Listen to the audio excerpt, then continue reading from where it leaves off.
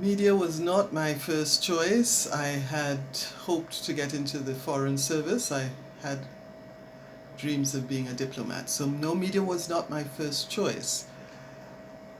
I have always, however, wanted to communicate and entertain. I think most people who know me know that I have entertained from school days, whether it was drama or song or dance, all sorts of things. And I think media was also a way for me to become an entertainer of sorts. The drive for my remaining in the media so many years, well, I enjoyed it, so that was certainly a factor. Entertain, educate, connect. I think I had a passion for education, for making the society see itself. So our culture in particular, um, the wonderful folk stories, the superstitions, the beliefs, the politics, all those things were reasons for me to not only enjoy my work but be passionate about trying to communicate the ideas. And of course, it was a two-way street, so that many of us learned as much as we taught. The obstacles that, as a woman in media, I faced were in many ways not as many as they could have been. In my business, in media, in my company, in the organization that I joined, NBS Radio, there were many women in senior positions, the senior announcer, the sales manager, so that there were people that looked like me gender-wise and who I feel were able to support the women who were coming up in different positions. So in that sense, most of the opposition would have come from the old boys network and usually amongst my peers. So in many ways, as a woman, um, giving her ideas or trying to set policies, you would find that sometimes you would get the feeling that the males would want to gang up on you and sort of demean you in certain ways, patronize you in certain ways. But all those are things that women find in many spheres of endeavor. So in the media, I can't say that I had a huge challenge in terms of gender bias. In television, however, I did come across a bit of that. Again, Old Boys Network.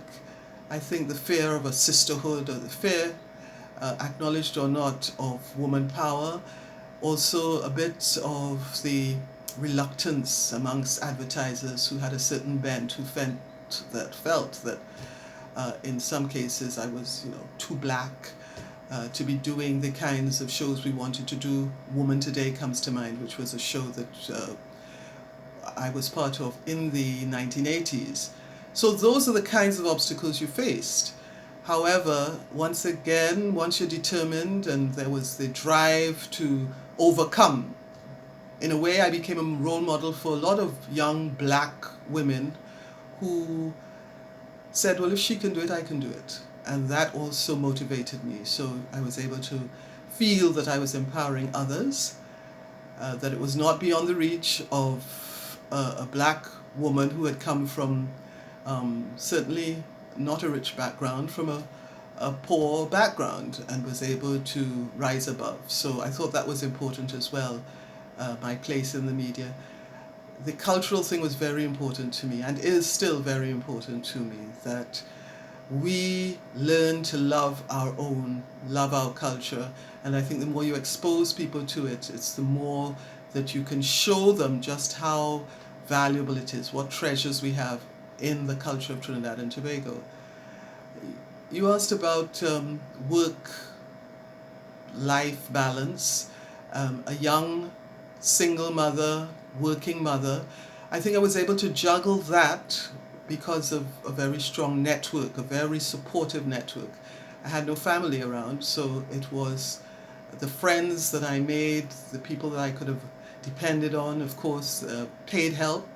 So I was very lucky that I was able to do that, and being kind to myself, so that even though as a mother you would feel some guilt in, being away from your child and thinking, well, you know, is the child missing out?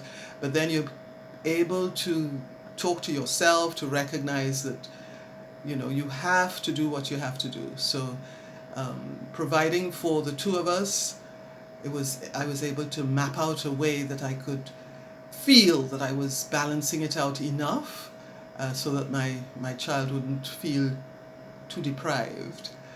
And of course, in this society, when you are in the public eye, everyone feels they own a part of you, a piece of you.